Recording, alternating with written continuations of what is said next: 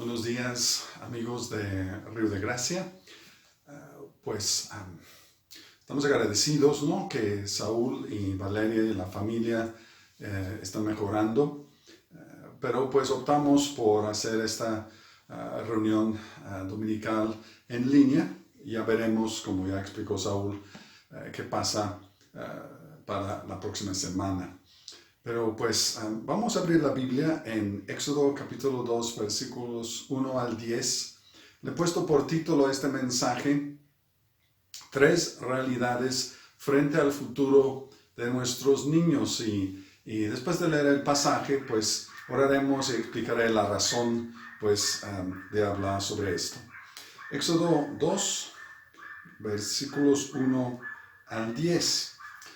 Trata del nacimiento de Moisés. Y dice: en esos días, un hombre y una mujer de la tribu de Leví se casaron. La mujer quedó embarazada y dio a luz un hijo. Al ver que era un niño excepcional, lo escondió durante 3 meses. Cuando ya no pudo ocultarlo más, tomó una canasta de juncos de papiro y la recubrió con brea y resina para hacerla resistente al agua. Después puso al niño en la canasta y la acomodó entre los juncos a la orilla del río Nilo. La hermana del bebé se mantuvo a cierta distancia para ver qué le pasaría al niño. Al poco tiempo la hija del faraón bajó a bañarse en el río y sus sirvientas se paseaban por la orilla. Cuando la princesa vio la canasta entre los juncos, mandó a su criada que se la trajera. Al abrir la canasta, la princesa vio al bebé. El niño lloraba y ella sintió lástima por él. Seguramente es un niño hebreo, dijo. Entonces la hermana del bebé se acercó a la princesa. ¿Quiere que vaya a buscar a una mujer hebrea para que le amamante al bebé?, le preguntó. Sí, consigue a una, contestó la princesa. Entonces la muchacha fue y llamó a la madre del bebé. Toma a este niño y dale el pecho por mí, le dijo la princesa a la madre del niño. Te pagaré por tu ayuda. Así que la mujer se fue con el bebé a su casa y lo amamantó. Años más tarde, cuando el niño creció, ella se lo devolvió a la hija del faraón, quien lo adoptó como su propio hijo y lo llamó Moisés. Pues explicó: lo saqué del agua. Vamos a orar. Padre, gracias por tu palabra, gracias por tu presencia entre nosotros. Y una vez más te pedimos, al sentarnos a tus pies para escuchar tu voz, que tú nos hables con claridad. Te pedimos que tu palabra, tu voz venga a nuestra vida de manera viva, de manera clara, y que venga con convicción y, como decía el apóstol Pablo, con el poder del Espíritu Santo. Sin ti no vemos, no entendemos, ni podemos aplicar y practicar tu palabra. Así que Dios, ayúdanos, somos tu pueblo, somos tus discípulos. Háblanos hoy, en el nombre de Jesús. Amén. Bien, entonces, ¿por qué pensar un poco el día de hoy acerca de los niños? Pues esto, por razón de un mensaje que Daniel en esta semana puso en el chat de la iglesia, que nos puso un enlace para leer un artículo en el periódico Milenio que anunciaba que se habían aprobado, y leo pues la descripción del mismo artículo. Dice: se aprobaron las reformas al reglamento del registro civil del Estado, por lo que se pronuncia a favor de los derechos humanos en el reconocimiento de identidad jurídica para personas trans, y en el que incluye a niñas, niños y adolescentes. Esta ley, pues, yo le busqué un poco más para, de hecho, leer textualmente el contenido de la ley. Encontré en el Diario Oficial y efectivamente, pues, esta reforma al registro civil permite que una persona vaya voluntariamente y cambie, pues, civilmente su identidad jurídica. Y aquí dice que esto incluye a niños, niñas y adolescentes, y tal vez leyendo ya con detalle las reformas de la ley, lo único sensato que encontré en todo el El documento era el hecho de que para que alguien con menos de 18 años pudiera hacer este cambio necesita un consentimiento por escrito de su tutor o guardián legal. Mínimamente, pues, una pizca de sensatez. Pero esto realmente me llevó a pensar en el futuro de los niños que están creciendo y en la sociedad, pero particularmente en la iglesia en estos tiempos. Entonces, ese es el contexto actual. Pues el contexto bíblico que vemos es la opresión del pueblo de Dios de parte del Estado de Faraón en ese momento. Entonces, quiero hablar acerca de algunas realidades frente a este desafío. Y la primera cosa es la realidad del peligro. Entonces, en el pasaje que leímos, Moisés y los demás bebés hebreos estaban naciendo en un mundo y en un tiempo peligroso. Y esto es lo mismo que sucede con nuestros hijos. Y si dices, pues yo no tengo hijos, pero tienes hermanos, tienes sobrinos, tienes nietos, ¿verdad? Hay niños en la iglesia de que tú formas parte y en la sociedad a tu alrededor. Entonces, este mensaje, pues, nos habla a todos. Entonces, los niños están naciendo en un tiempo peligroso, yo diría más peligroso que antes, más confuso que antes. Entonces, al pueblo de Israel había pasado lo siguiente, o sea, el pueblo de Israel vivía en Egipto en una posición de honra por causa de José y lo que Dios había hecho a través de él para salvar a Egipto. Jacob, el padre de José, viaja a Egipto, ustedes se acuerdan de esto en Génesis, y él es recibido con honras en Egipto por el faraón. Él de hecho bendice al faraón. Entonces Israel, Jacob y su familia, pues ellos se establecen en Egipto y comienzan a crecer, pero son favorecidos en esa nación. Pero en el momento de este pasaje, pues esto ha cambiado. La Biblia dice en el capítulo 1 de Génesis que llegó otro faraón muchos años después al trono y dice que no conocía a José. Esto no quiere decir que ignoraba la existencia de José, porque José era parte de la historia y una parte importante de la historia de Egipto. Entonces no es que desconociera la existencia de José. Más bien él está desconociendo el lugar de privilegio que José y su pueblo habían disfrutado. Entonces lo que está anunciando la Biblia es un cambio en la política del Estado, en la política pública hacia el pueblo de Dios. Y entonces Israel pasa de un lugar de honra en Egipto y de favor a un lugar de deshonra y de peligro. Entonces sus niños nacen en este nuevo mundo donde digámosle así, la iglesia no es favorecido. Un mundo que ya no conoce ni reconoce a Dios, un mundo que no reconoce a la iglesia. Y como es normal en este tipo de situaciones, hay un ataque común a los niños. Desde siempre ha sido así. Como Dios quiere traer a través de estos niños que están naciendo finalmente a la simiente de Abraham para salvar el mundo, la idea que tiene Satanás es pues acabar con los niños. Esto ha sido desde siempre. Y vemos como Caín mata a Abel. Y pues de ahí en adelante la iglesia se enfrenta a esta situación.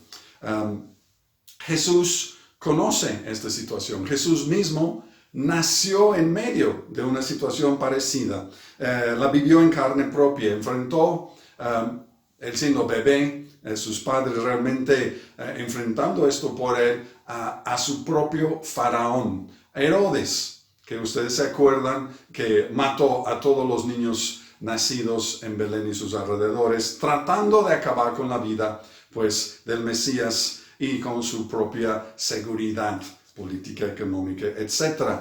Entonces Jesús conoce esta situación de dificultad que están pasando y que van a pasar nuestros niños. Va a ser un tiempo de lucha, un tiempo de dificultad, un tiempo de confusión para muchos. A lo mejor tú piensas, bueno, pero eso no es así ahora. Pero, o sea, ¿la iglesia habrá vivido así en otros tiempos? Claro que sí. Si tú abres la epístola que Pablo escribió a la iglesia en Roma, comienza esa carta diciendo a la iglesia en Roma que la sociedad donde ellos viven ha sido entregado por Dios. Como ellos no han querido hacerle caso a Dios, han endurecido su corazón a Dios, entonces Dios los ha entregado a la ignorancia, a la oscuridad, a costumbres que no van de acuerdo con la voluntad y el propósito de Dios. Esto está sucediendo. Y la iglesia de Roma vive en medio de esa sociedad. No nada más dice, pues allá ellos, eso no nos toca a nosotros. Pues ellos viven en medio de esa sociedad que ha sido entregado a un juicio de misericordia, por cierto, pero a un juicio para buscar hacer despertar su corazón. Pero la iglesia vive ahí, no se escapa de la sociedad a su alrededor. Y esto es una cosa importante. Entonces, muy brevemente, pues esa es la realidad del peligro y la dificultad que van a enfrentar nuestros niños. Pero, pues la situación no está perdida, ¿verdad? La segunda realidad que tenemos que entender es la realidad de la esperanza. Porque puede ser difícil lo que está pasando en Israel en el momento que Moisés nace. Pero no es el final. El faraón puede estar queriendo acabar con Israel, pero no va a poder, porque hay esperanza. En esta tribulación, Dios está haciendo, yo considero, pues 3 cosas en la vida del pueblo de Dios. Y la primera cosa, y es bien importante esto, la primera cosa es que Dios está profetizando. Hay muchas cosas que suceden en este relato que anuncian esperanza para el futuro, que no es el fin de la historia, que Dios está presente y que cambiará las cosas más adelante. Dice Oseas 11:1 que Dios le dice a Israel, desde que Israel era niño yo lo amé y de Egipto llamé a mi hijo. Entonces Dios está recordando a su pueblo en esa escritura que cuando Israel pasó por dificultades en Egipto, Dios lo sacó, lo llamó de ahí, lo amaba aun cuando estaba pasando esas dificultades. Cuando veía a sus hijos siendo arrojados al río Nilo, las familias llorando las pérdidas de sus hijos, las parteras corriendo el riesgo de enfrentar al faraón y todo lo que sucedía, pero Dios dice, yo lo amaba ahí. Entonces Dios veía y Dios amaba a su pueblo en esa situación. Y dice que después no solo amaba, sino que de Egipto lo llamó y lo sacó finalmente del peligro y la situación en que estaba. Entonces, ahí tenemos esperanza. Aunque vemos cosas a nuestro alrededor que decimos, ¿qué es lo que está pasando? ¿Verdad? ¿Cómo es posible? ¿En qué cabeza cabe? ¿Verdad? Algunas de las ideas que se promueven en las leyes que se dictan, pero sabemos que un día Dios juzgará y cambiará la situación. No quedará así para siempre, solo que, y esto es un detalle que no hay que olvidar, no sabemos cuándo. No sabemos cuándo. Y voy a regresar a esto más tarde, pero nosotros quisiéramos tal vez simplemente, como algunos cristianos creen, pues que pues vamos a declarar que no va a ser así, vamos a decretar que no va a ser así, vamos a hacer una oración y ya se acabó el peligro y podremos seguir adelante cómodamente. Pero no siempre sucede así. Muchas veces Dios permite que su pueblo pase por situaciones de dificultad. Y solo hay que conocer la situación de la iglesia en el mundo para saber eso. Entonces, pero Dios dice que finalmente esto cambiará. Cuando El momento está listo. Está listo. Aquí vemos profetizado de manera, en los hechos, pues, que la simiente de la mujer aplastará la cabeza del faraón. Desde Génesis Dios prometió esto a Eva, que su simiente aplastaría la cabeza de la serpiente.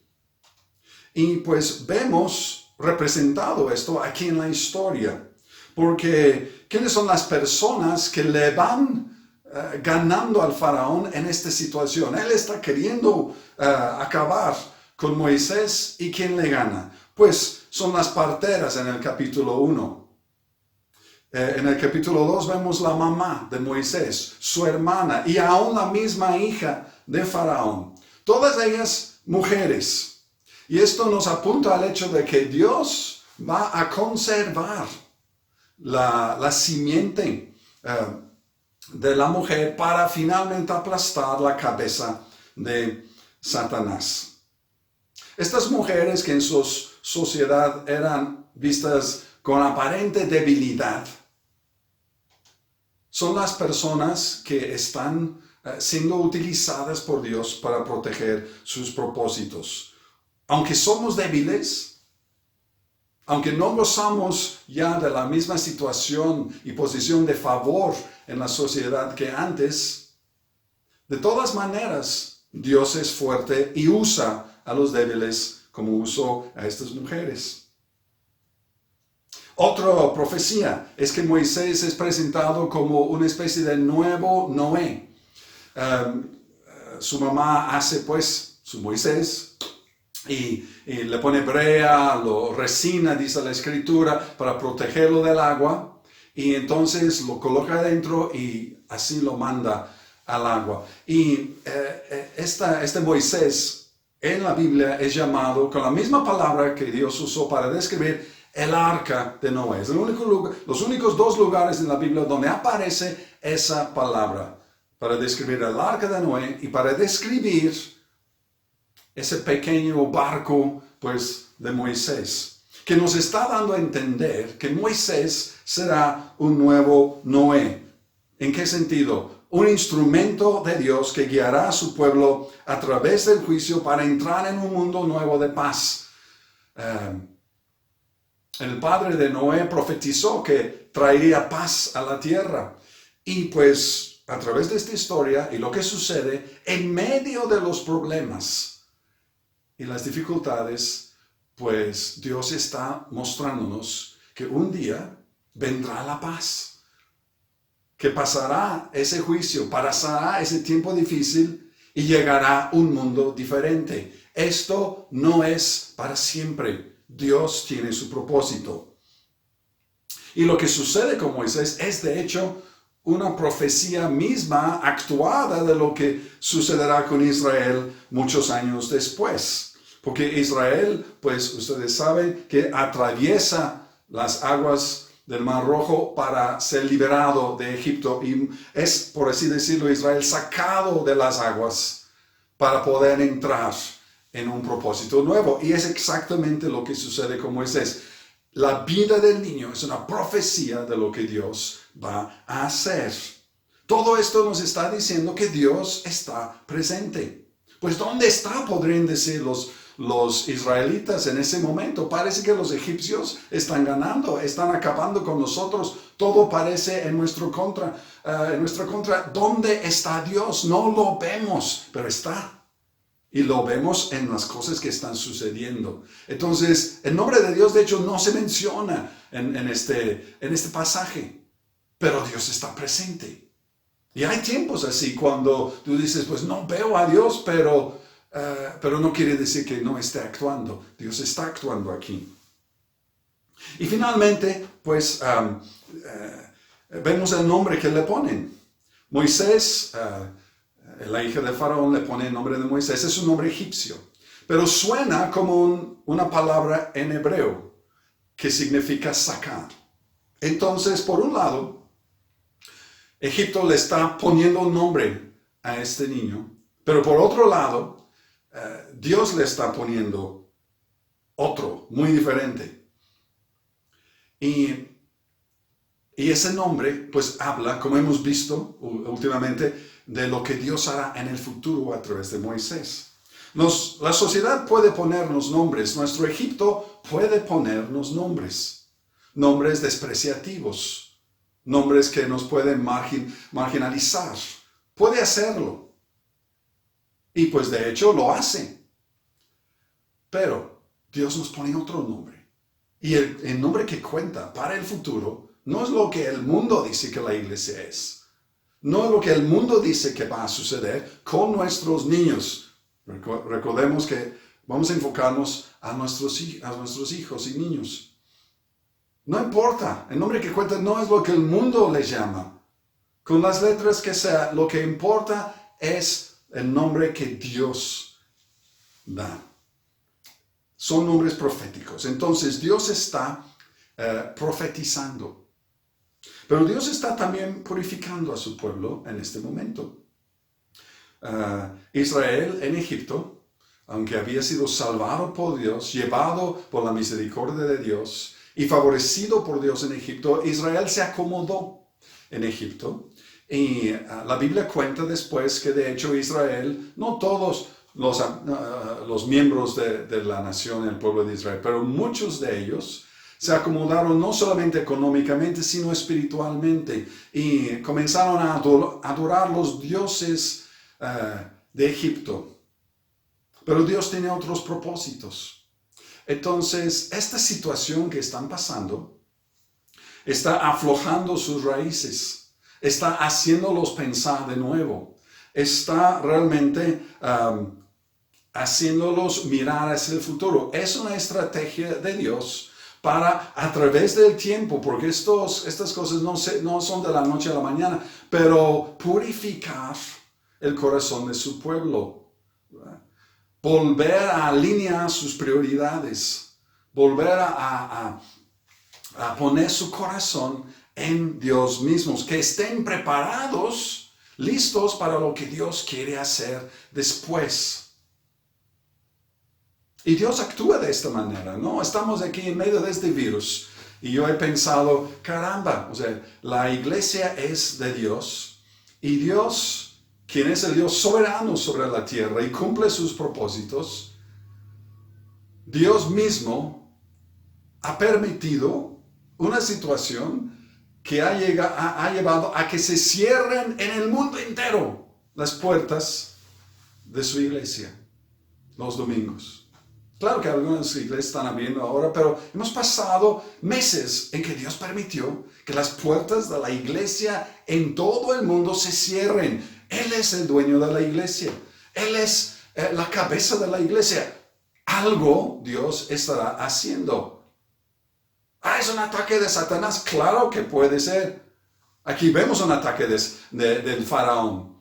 Y Satanás tratando de acabar con la simiente que dará a luz finalmente al Mesías. Pero Dios está en control.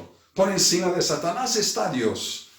Y Dios entonces está haciendo algo en la iglesia en estos tiempos. Está queriéndonos hablar.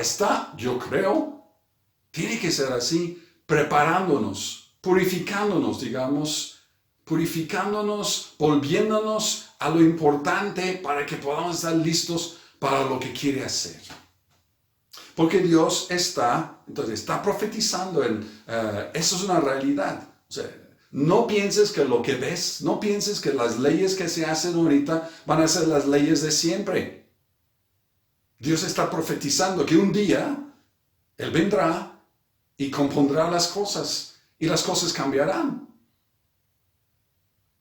Pero esto no es necesariamente mañana. Entonces Dios está profetizando para que tengamos esa seguridad y la confianza de atravesar con esa confianza los momentos difíciles.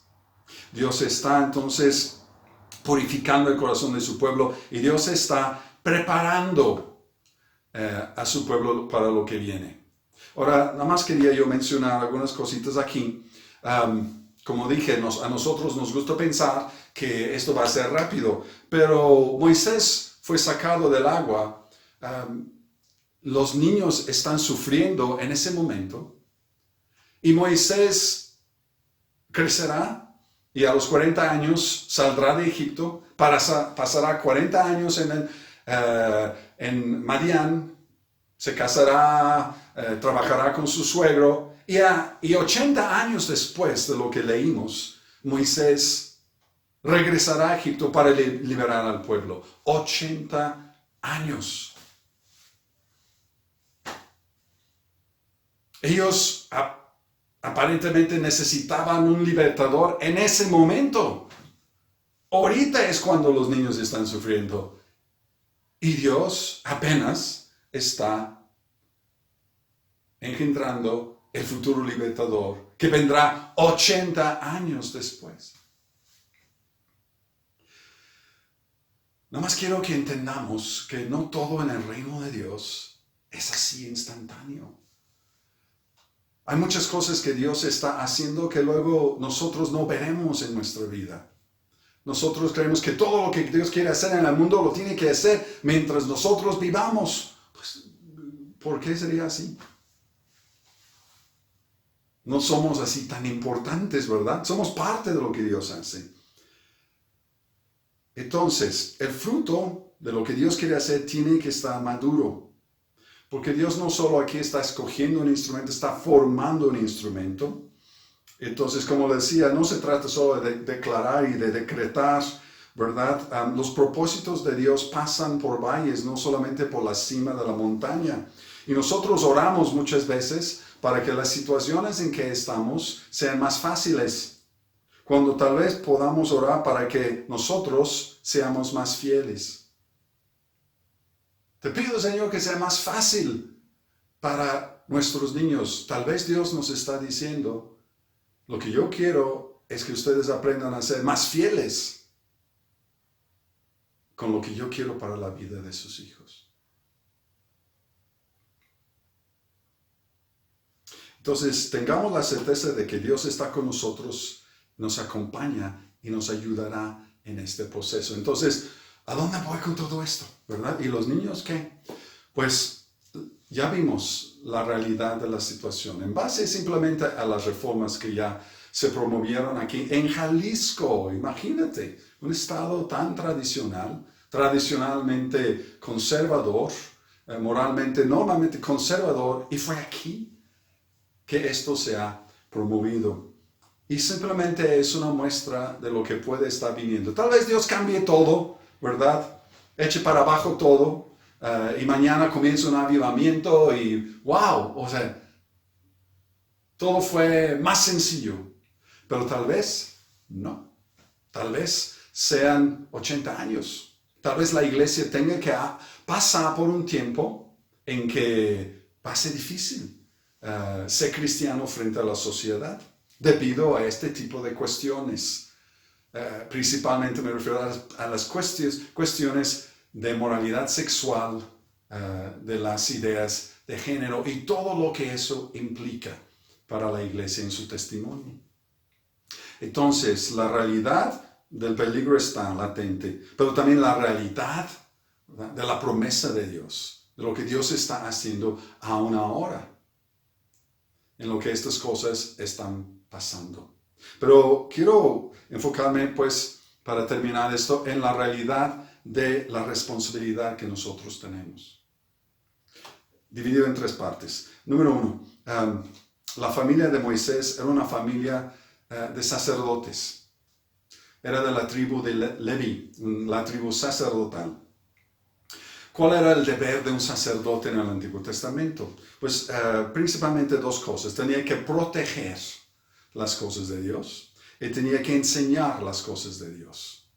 Adán fue el primer sacerdote en la Biblia. Dios lo puso en el huerto y le mandó cultivarlo y guardarlo.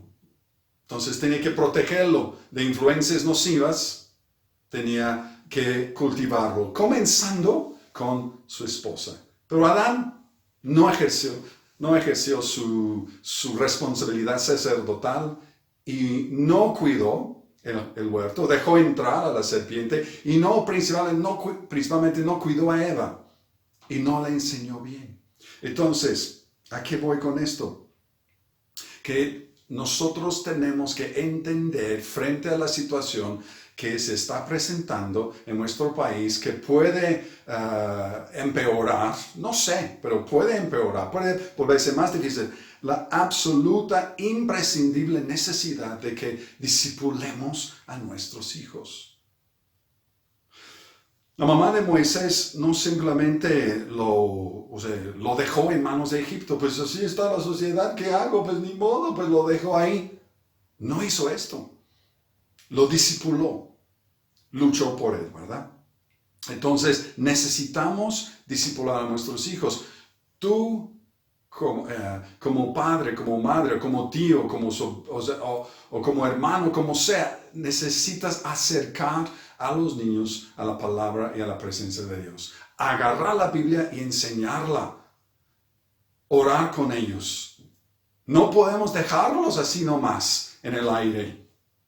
Las ideas y las situaciones que van a enfrentar no tienen la madurez para poder discernir todo lo que va a venir encima. Entonces, nosotros somos responsables. Yo quiero hacer este apelo y quiero rogarles que pensemos en eso y amemos a nuestros hijos, no con el nuevo smartphone, sino amemos a nuestros hijos dándoles la palabra de Dios, con el regalo del discipulado alegre, no legalista, discipulado en la gracia de Dios, pero un discipulado real para nuestros hijos.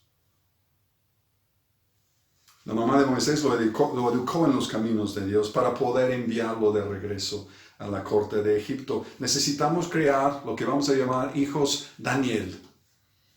Ustedes se acuerdan de Daniel, que era un hebreo que se encontró joven en la sociedad babilónica, pero había sido bien discipulado, bien enseñado. Alguien le había enseñado la verdad. Alguien le había enseñado a discernir entre lo que agrada a Dios y lo que no agrada a Dios. Alguien le había enseñado a tomar decisiones firmes, porque las toma ahí. Y ya había practicado entonces esa situación. Entonces, alguien lo hizo. No se nos platica su pasado, pero sabemos que eso pasó. Necesitamos crear hijos Daniel que puedan estar en medio del mundo, pero que han sido discipulados. Y disciernen y deciden bien. Entonces ellos son sacerdotes, ellos ejercen la fe, tenían fe para su hijo Moisés. La Biblia dice que cuando nació vieron que era un niño excepcional, dice. Pues todos creemos que nuestros bebés son excepcionales, ¿verdad? Es el bebé más bonito, más hermoso del mundo, la historia del universo, míralo. Pero no es eso a que se refiere la Biblia aquí. Usa la misma palabra que en Génesis 1:31 se usa para decir, y Dios vio que todo era bueno. Esta es la palabra que se usa para describir a Moisés. Era un niño bueno, Dios, un niño hecho por Dios, con un propósito de parte de Dios. Y lo que necesitamos saber es tener fe, pues, para nuestros hijos, nuestros niños. Fe para ellos. Ellos están ahí, naciendo en este mundo. Tú y yo podemos tener fe y saber que cada uno es excepcional, especial, que Dios pronuncia ese veredicto. Este niño es bueno, hay un propósito. Y lo he traído aquí para multiplicarse en mis propósitos y bendecir al mundo. Necesitamos crear hijos así. Digamos, saber que son hijos amados. Hijos José. José, que era un muchacho amado por su padre y que sabía que era escogido para un propósito especial. Este tipo de hijos necesitamos. Que tal vez sea lo más importante. Saber que ellos sepan que son amados por Dios y que Dios tiene un propósito para ellos. ¿Quién les va a enseñar eso? Sus papás, sus tíos, sus abuelos. Y necesitan finalmente ellos tenían valor. Entonces, ellos fueron sacerdotes, ejercieron la fe y tuvieron valor. Resistieron las presiones de la sociedad. Como ya dije, no simplemente se doblaron y dijeron, pues así están dicen que hay que poner a los niños en el Nilo, pues vamos a dejarlo ahí, pues lo siento, bebé. No resistieron. No lo entregó la mamá de Moisés a Egipto. Luchó por él, seguramente en oración. Luchó buscando la forma. Lo guardó, lo cuidó. No lo entregó a Egipto porque lo quería entregar a Dios. Finalmente sí, lo regala de nuevo pues a la hija de Faraón, pero ahora sí formado, con una identidad espiritual para que él pueda bendecir luego a mucha gente. Y lo que vemos ahí es que cuando tú te arriesgas de esta manera para proteger a tus hijos y luchas por ellos, como hizo la mamá de Moisés con su hermana ahí, Dios te puede dar aliados sorprendentes. Ahí sale la hija de Faraón que cuando descubrió el bebé podríamos haber pensado que ella, en obediencia a su padre, lo arrojaría a las aguas del Nilo, pero no lo hizo. Dios responde a la fe de la madre de Moisés. Responde a su fe y le da una aliada sorprendente. Y Dios hará esto por ti y por mí y por su iglesia cuando nosotros ejercemos nuestra fe a favor de los niños. Entonces, nada más quería animarlos. Quería simplemente decir, estemos conscientes de la situación y el peligro que hay, no para sumirnos en la derrota. ¿Por qué no? Porque Dios está presente y aún en este momento nos dice, las cosas van a cambiar. Dios, Él mismo profetiza en medio de la situación y nos da promesas que de Egipto llamará a su hijo, de la dificultad llamará a nuestros niños. Entonces, estamos conscientes de la situación, pero no perdemos la esperanza. Tenemos esperanza, sabemos que Dios está con nosotros y por eso podemos ejercer nuestra responsabilidad sacerdotal, tener fe para cada uno de esos niños y también resistir las presiones, entregarlos a los propósitos de Dios, ¿verdad? Entonces, oremos y pidamos a Dios por nuestros niños. Espero poder haberme explicado, pero creo que estas cosas se tienen que ver ahora, no después. Se tienen que tomar estas decisiones ahora, cuando podemos, todavía con relativa comodidad, y no después, ¿verdad? Padre, gracias por tu palabra que nos enseña que tienes propósitos para pues los niños que nacen dentro de la iglesia, para todos de hecho, pero estamos pensando especialmente en esos niños y te damos gracias por ellos, por cada uno, y te pedimos, Dios, que nos des esa fe, ese valor, esa convicción, ¿verdad? Ojos para ver la realidad, pero no para desanimarnos, sino para creer y para discipular. Dios, danos esa gracia, Señor, y aunque tengamos que aprender cosas nuevas y hablar de maneras nuevas con nuestros hijos, pues danos la gracia para hacerlo y que en nuestras iglesias de ahora, de aquí a tal vez 20, 30 años, podamos ver una generación de niños que crecieron para ser jóvenes adultos que caminan con Dios con valor, Danieles, por así decirlo, Josés, en medio de la sociedad, esté como esté esa sociedad en ese momento. Danos tu gracia en el nombre de Jesús. Amén. Un gran abrazo a todos. Dios los bendiga. Amén.